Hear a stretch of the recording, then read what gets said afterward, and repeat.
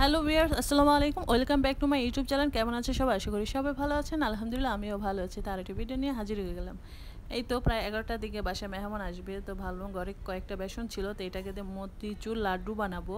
তো ভালো করে বেসনটাকে গুলিয়ে রেখেছি। এখন আমি গরম তেলে এটাকে সুন্দর করে ভেজে নিচ্ছি। আর ভাজার সময় দেখতে হবে এটা যেন শক্ত না হয়।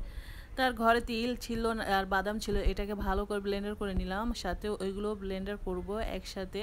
তারপরে চিনি শিরার মধ্যে আমি সবগুলো একসাথে দিয়ে দিব। তো কী অবস্থা, আপনারা কেমন আছেন সবাই? নিশ্চয়ই অনেক ভালো আছেন। তো আমি এই ফাঁকে এইটাকে ভালো করে ব্লেন্ডার করে নিয়েছি। এখন চিনি সেরা দেওয়ার জন্য এটাকে আমি একটা প্যান বসিয়ে দিলাম, চিনি দিয়ে দিলাম, পানি দিয়ে দিলাম। তো ভালো করে নেড়ে নিচ্ছি, দেখতে হবে এটা কি আঠা আঠা হয়েছে কি না। তারপরে স্বাদের মতন একটু ঘি দিয়ে দিলাম। তো এই ঘিটা দেওয়াতে খুব একটা ভালো সেন্ট আসলো, খেতেও খুব ভালো লেগেছে।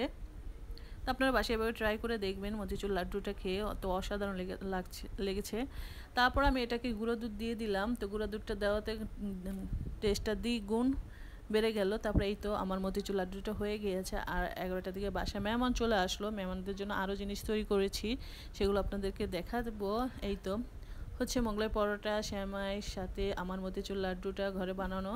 এই তো যা মেহমান মিষ্টি নিয়ে আসলো, দই নিয়ে আসলো, সাথে ফল ফ্রুট নিয়ে আসলো। তো ওনাদেরকে নাস্তা, এই ফাঁকে নাস্তা খেতে দিলাম সাথে। আর আমি অন্য কাজগুলো ফাঁকে ফাঁকে করে নিব, তাই আপনাদের সাথে শেয়ার করব। তো রান্নাবাড়া শেষ করে ফেলেছি, দুপুরের রান্নাবাড়াটা, যেহেতু বাসায় মেহমান আসবে, তো দুপুরে সেরকম কিছু রান্না করতে পারিনি। যা রান্না করে ঘরে ছিল তাই রান্না করে ফেললাম। তো এই তো ভেন্ডি ভাজি, সাথে পাবদা মাছ, আরও কিছু কিছু জিনিস, মুরগির মাংস যা ছিল ঘরে তাই রান্না করে ফেললাম।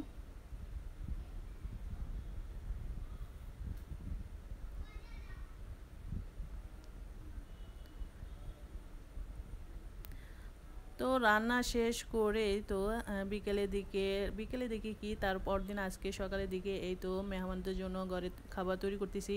সকালে হালুয়া রান্না করেছি, আলু ভাজি করেছি বাচ্চা মেহমানদের জন্য, তার সাথে পরোটা ভেজে দিয়েছে। আরেক চুলা আমি গরুর মাংস বসানোর জন্য মশলা কষানোর জন্য বসিয়ে দিলাম। তো এই তো গরুর মাংসটা বসিয়ে দেবো, সাথে মেহমানদের আমি নাস্তাটাও দিয়ে দিয়েছি, কারণ অনেক দেরি হয়ে যাবে, অনেক কিছু রান্না করব। তাই তো আমার গরুর মাংস তরকারিটা বলক চলে আসছে, বলক চলে আসছে। আরেক চুলায় আমি ইলিশ মাছ রান্না করার জন্য পেঁয়াজটাকে ভালো করে ভেজে নিয়েছি। আর ইলিশ মাছগুলো আমি ভাজবো না, আজকে আমি কাঁচা রান্না করব। তো কাঁচাটা এভাবে খেয়ে দেখবেন, অনেক অনেক ভালো লাগে। তারপর লাস্টে মুরগিটা আমি কেটে ভালো করে ধুয়ে আপুকে দিচ্ছি, বড় আপুকে। তো বলতেছে মুরগিটা আমি একটু ভেজে নিই। আর এভাবে ভেজে রোস্ট রান্না করলে খুবই খুবই খেতে খুব ভালো লাগে। এই তো আরেক চুলায় সেই আমার গরুর মাংসটাও হচ্ছে। আর গরুর মাংসটা আমি আলু দিব, আলু ছাড়া তো চলবেই না। তো মুরগি রোস্ট করার জন্য আপু মশলাটাকে কষিয়ে নিচ্ছে। সাথে করলা ভাজি করব মেহমানদের জন্য, মুরগির রোস্ট, গরুর মাংস। তো আরেক চুলায় হচ্ছে পোলাওর জন্য আমি প্যান বসিয়ে দিলাম, পোলাও বসাবো।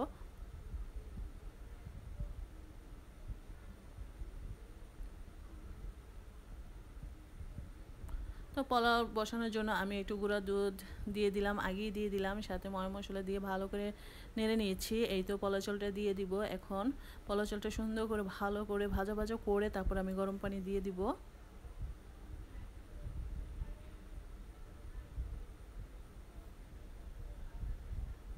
তো দুপুরের দিক দিয়ে খাওয়া দাওয়ার সময় হয়ে গিয়েছে, তো টেবিলটাকে ভালো করে পরিষ্কার করে নিলাম, তো সুন্দর করে গুছিয়ে নিলাম, যেহেতু মেহমান আসছে, মেহমানদেরকে খেতে দিব। তো এই তো সব কিছু টেবিলে সেজে রেখে দিয়েছি,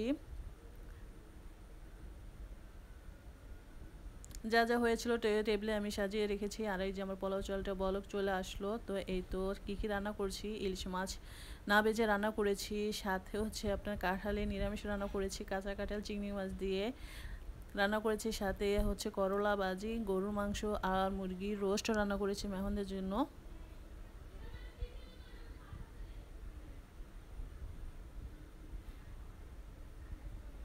তো এই তো আমার সাদা পোলাওটা হয়ে গেছে, একদম ঝরঝরে পোলাও হয়ে গেছে। তো যেহেতু গেস্টটা চলে আসলো, তাদেরকে নাস্তা তো খাইয়ে দিয়েছিলাম। তো এখন দুপুরে লাঞ্চটা করে নিচ্ছে, তারপরে ড্রিঙ্কস ছিল, তো ড্রিঙ্কসটাও ঢেলে দিচ্ছি।